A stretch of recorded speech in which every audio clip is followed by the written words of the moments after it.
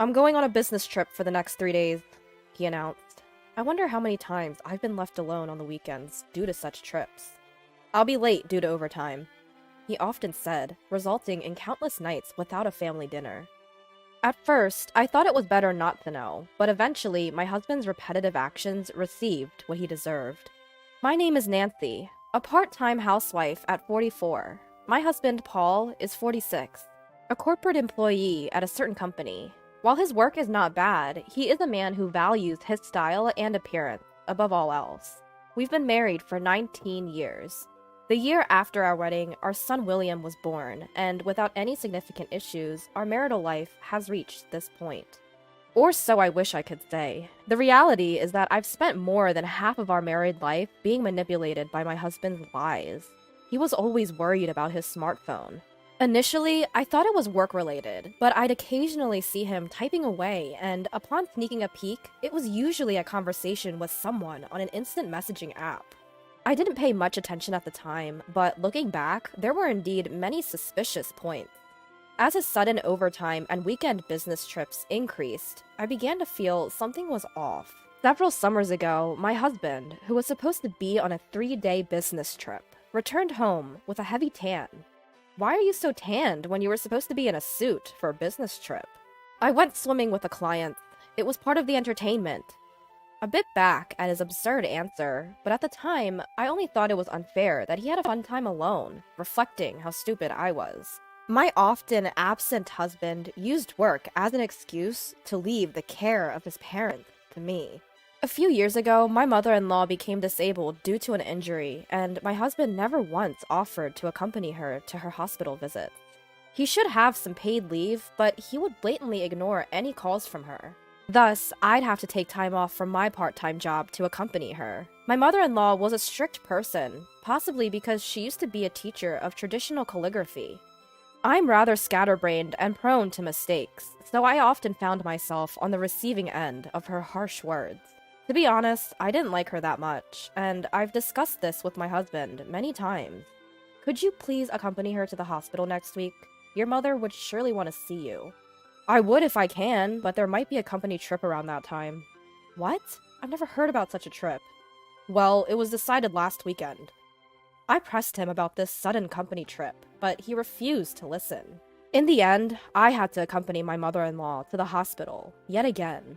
There was a weekend when my husband was surprisingly home.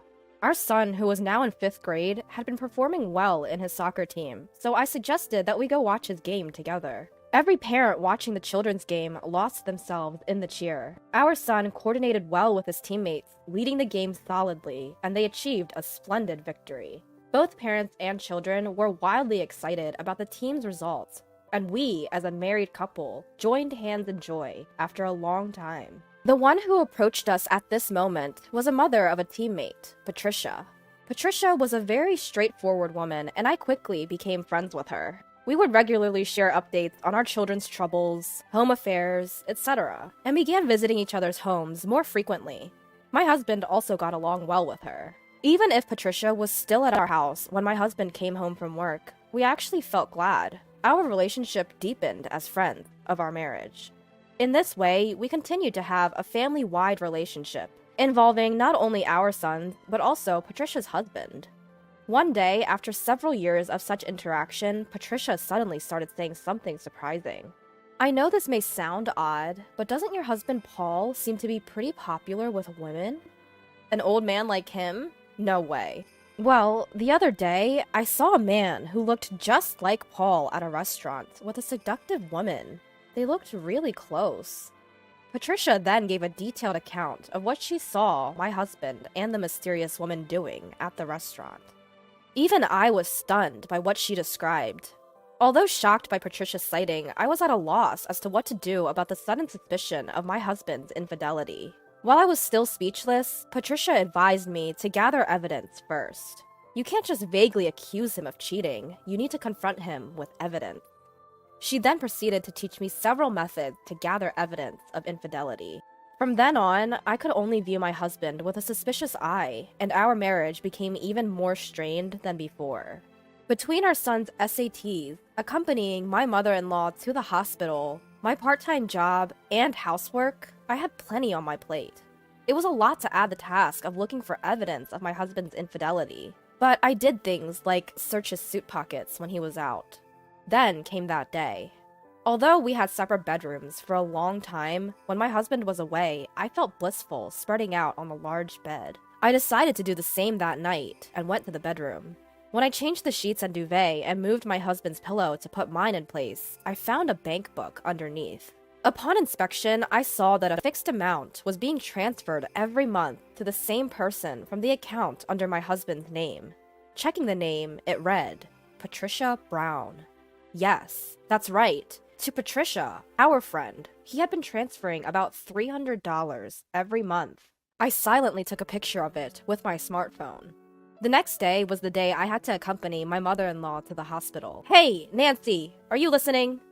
It seemed I had been spacing out, thinking about the bank book from the day before. I'm sorry, I wasn't listening very well. Well, I saw Paul walking early in the morning. This was my mother-in-law's story. When she was riding in a friend's car through the residential area early in the morning for some errands, she saw my husband walking and entering an unfamiliar house. Who would he be visiting at such an hour? The only houses you could enter early in the morning would be families, right? As I listened to my mother-in-law's story, I recalled what Patricia had told me earlier. Proof of infidelity. I asked my mother-in-law to give me a general idea of the address in that town. Soon, it was crunch time for our son's college entrance exams, and he was attending cram school every day. The cram school fee was set to be automatically deducted from my husband's account, but I received a notice stating the fee could not be deducted 2 times in a row. I decided to ask my husband about it. The money for William's cram school, they said they couldn't deduct it from the account. Ah, well, can you cover it for now? I'll pay you back later. My husband's behavior seemed odd. Still, I didn't want any conflicts before our son's exams, so I agreed to pay the fee for the time being. But then the same issue occurred the next month, and I had to confront my husband. I'm sorry, I have some debts that need to be settled. I promise to sort it out next month, he said. But by the next month, our son's college entrance exams would have started, and the cram school would be over. I was disappointed that my husband didn't even realize that. Then, our son's exams were successfully finished. He was accepted into the high-profile soccer school he had hoped for. It seems like he didn't make it, I heard. Patricia's son, Robert, had also aimed for the same high school as William, but unfortunately, he didn't pass. He was likely going to attend his backup private school. But according to my son, Robert had stopped appearing at school after the exams. He didn't even show up for the graduation ceremony, and I felt awkward contacting Patricia, so our communication ended there. As my son's high school life settled down, I found myself thinking about what Patricia had told me more frequently. There were several instances of my husband's suspicious behavior, and it was still continuing. At this point, I wanted to clear my mind of all the uncertainty, so I decided to seriously confront my husband. First of all, it was Patricia, whom I had stopped contacting for some time. I contacted her. Then she told me something shocking. Do you have plans for this weekend? Why the sudden question? This weekend, I'll probably be on a business trip from Friday. After confirming that, I called my husband's company on Friday. Hi, I was hoping to know the accommodation my husband is staying at on his business trip. I can't seem to reach him on his cell phone. That's strange. We don't have anyone out on business trips starting today. Feeling as if I knew what was going on, I misled the person from his company and ended the call. That night, I got into a car at a prearranged meeting place and headed towards a residential area. I was determined to obtain solid proof. After midnight, a man who looked like my husband and a slender woman got out of a taxi and went into the house. I quickly took a picture. Zooming in, it was clear that the man was my husband, and the woman's face was easily identifiable as well. Gathering one piece of evidence after another, I set the date for the confrontation. It was a few days after my husband returned from his business trip, looking exhausted. I'll be late tonight again because of overtime. Upon hearing my husband's words, I responded with a grin. Ah, our last supper then. Enjoy yourself.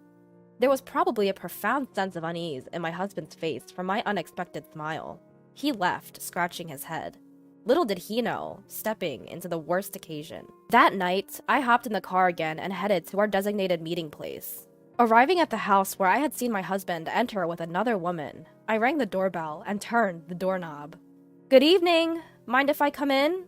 Startled by the unfamiliar voice, the woman who came out asked, Who are you? I thought my husband was here, I responded, pointing to a pair of men's shoes by the door. Those belong to my husband. I was shocked to learn she was also married. Indeed, there were other men's shoes. Ignoring her, I barged in, saying, Excuse me. A meal was set up on the table, as if they had just begun to eat. However, my husband was nowhere to be seen. Looking around, I noticed a window leading to the backyard was open. Got him. Those were the words from Patricia outside the window.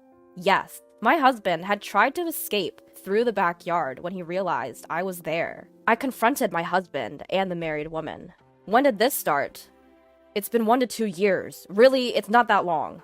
Listening to my husband justify that a 1 to 2 year affair wasn't long, I responded, 10 years, right? I know it. It's been going on for a long time. With that girl from your office, right? What are you talking about? Upon hearing my words, both Sarah and Patricia twisted their faces in confusion. I visited your office and spoke to a few people. You know how there are always some friendly, chatty folks who are happy to spill the beans? Well, they were quite kind to tell me everything. The rumors about you and a girl named Sarah. It seems you two were quite famous. You went to my office? And they told you that? Indeed. When I mentioned that it seems like you have been betraying me for the past 10 years, people were all too eager to share what they knew. My husband, trembling slightly, looked lost, as if he was trying to figure out what he should do next. Seeing him like that, I decided to throw him another curveball. You're shaking, aren't you? How will you manage with what's coming next? As I finished speaking, the front doorbell rang. Sarah, who jumped up in surprise, rushed to the door, and I followed her. The visitor was Robert, my son's soccer buddy, and Patricia's son. When I invited Robert into the house, Patricia, who was already there, looked surprised and wide-eyed. You live nearby with your father now, right, Robert?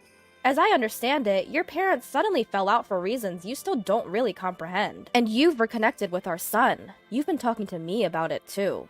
Let's clear things up here and now. I said this and looked at Patricia. The woman my husband also cheated with was you, Patricia. Patricia looked at me in surprise and glanced down, unable to meet her son's gaze. Sarah seemed astonished too. So it began when you met us, right? Pretending to get along with me while both of you were betraying me behind my back. I quickly wiped away my tears and turned to my husband. Why were you transferring $300 every month to Patricia? Was it because you were paying her that we couldn't afford William's tutoring fees? How could you take money meant for our son's education and give it to your mistress? My husband looked shocked that I knew so much, but he couldn't say anything in his defense. In response, Patricia's son Robert said, Both my mother and you are despicable, dragging their families into this. Robert said that with a disdainful glare at the two before leaving. It's your fault. You knew you were seeing this woman, and it wasn't about wanting money. You tried to appease me with money, didn't you? Patricia suddenly broke down, hitting my husband's chest as she cried and accused him. My husband had begun an affair with Patricia while he was still seeing Sarah. Exasperated with this, Patricia had started to hint at the infidelity to me, thinking me as suspicious. My husband was trying to placate Patricia, all the while conscious of the gazes of Sarah and me. Sarah seemed angry, her face red, but I felt myself cooling off. It all started to feel ridiculous. Are you all crazy? Am I the only one who has to take responsibility in the end? But fine, I don't need a man like this. You two do as you please. I said that, handed the prepared divorce papers to my husband, and continued. I'll send all your stuff to your parents' house. They'll be charged on delivery, so you'll be hearing from your mother soon. But I was wrong. I truly cared only for you. Help me. As I tried to leave, my husband, looking desperate, tried to peel off the two women closing in on him and begged me. Why not ask your mother for help? I replied calmly and headed for the entrance. At the door, I bumped into an unfamiliar man. It looked like the Sarah's husband. I left the house with a smile, knowing that the unexpected return of the husband would stir up another row. Afterwards, we divorced. My husband's long-term misconduct became known not only to his parents, but also to his colleagues, and he was severely reprimanded by his stern mother. His credibility at work fell drastically, forcing him to resign. Patricia, who was his mistress, was handed divorce papers by her estranged husband and seemed to have ended up completely alone. Sarah seemed to have moved somewhere, judging from the sale of her house. The scale of the consequences of my husband's long-term infidelity would probably shock him for the rest of his life. For me, since my husband's family had assets, I was able to receive a substantial alimony. It took courage to tell my son the truth, but he quietly listened to my struggles and told me that he too would do his best to live without any worries in the future. Now, I live peacefully with my son.